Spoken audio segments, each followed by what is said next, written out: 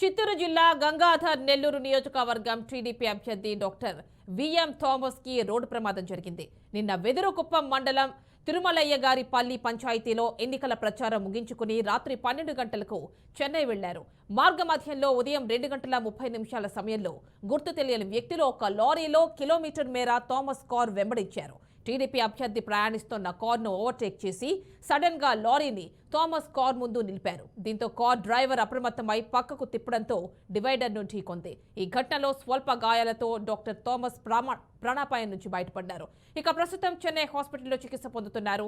Case నమోదు చేసుకున్న పోలీసులు దర్యాప్తు చేస్తున్నారు.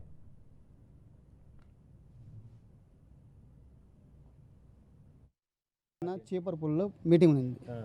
మేము నిన్న మధ్యాహ్నం దాకా క్యాంప్ చేసాము మా పినుమర మండలంలో. వచ్చి అన్నగారితో 5 గంటలు 6 గంటలు కలిసాము. అప్పుడు బంచ్ బ్రహ్మాండంగా తిరుగుతుంది. నైట్ 12 గంటల 10:30 దాకా 12 అయిపోయింది పాపం. ఆ టైంలో ఏదో ఆయన ఇంపార్టెంట్ కాబట్టి చెన్నై పోవాల్సింది.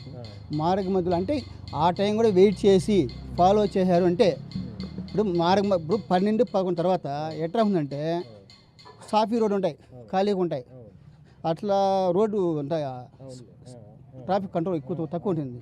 అలాంటి విషయంలో ఒక టెప్పర్ వెంబడించిందంటే అర్థం చేసుకోండి సార్. దాన్ని మేము చెప్పే అవసరం లేదు.